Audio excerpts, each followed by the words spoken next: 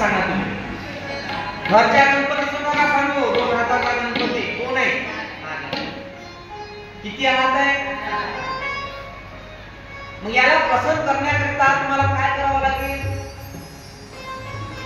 त्यासाठी रामचरित्र मानसामध्ये तुम्हाला प्रवेश घ्यावा लागेल. रामचरित्र मानस. भवानी शंकर वंदे श्रद्धा विश्वास रूपिणो याभ्या विना न पच्छन्ति सिद्धा स्वान्तस्तपीश्वरम्.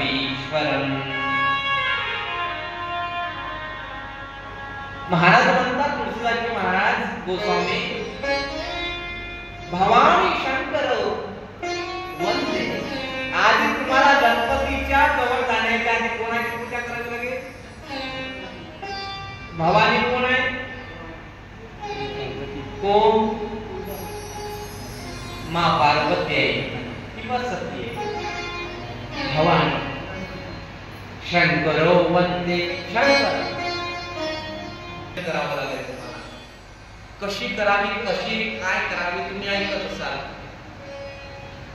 पण शिव महापुराणामध्ये एवढं काही आहे. त्यासाठी लिंग पुराण वाचावं लागेल. तुम्ही नुसतं तोडगे उपाय याच्याच करत राहता, फक्त स्वार्थ पाहता. असलं ऐक नाही कानाच्या पायात काढून टाकले असो. भवानी शंकरो वंदे विश्वास श्रद्धा विश्वास रूपेण. आणि त्यानंतर शंकराची पूजा करत असताना आणि भवानीची पूजा करत असताना तुमच्यामध्ये खरा विश्वास कोण आहे तुम्हाला सांगता येईल. आता भवानी म्हणजे काय, शंकर म्हणजे काय इथे सांगत नाही. गोस्वामी तुळशीदासजी महाराज म्हणतात, श्रद्धा म्हणजे भवानी आणि विश्वास म्हणजे शंकर.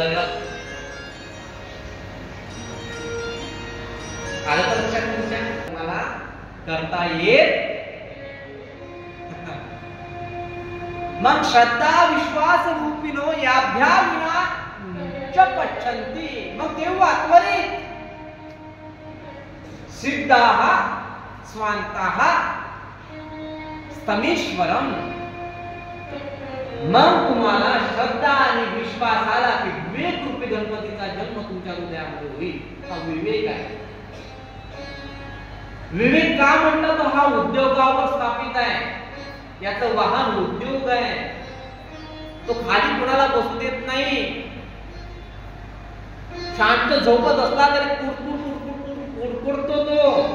त्याचं नाव काय? अरे बाप्पा काय विचारणार तुम्ही?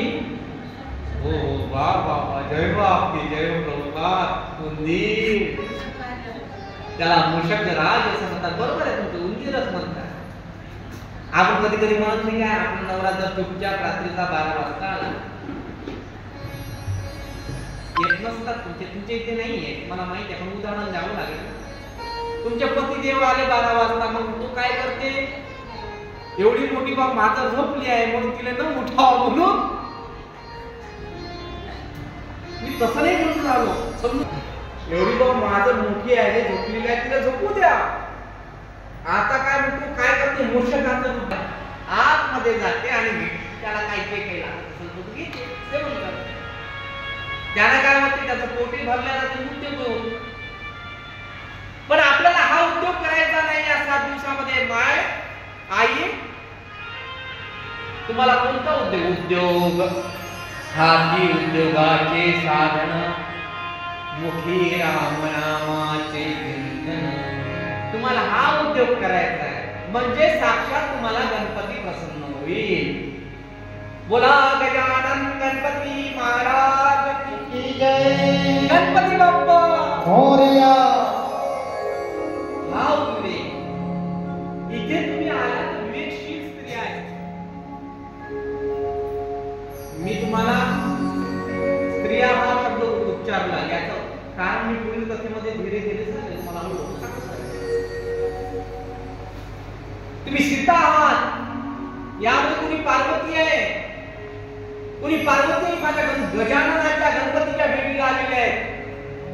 माझी सीता माझ्या रामाच्या भेटीला आली आहे. कोणी यामध्ये राधा आहे, कोणी गोपिका आहे, तुम्ही आहे मी मनापासून माना.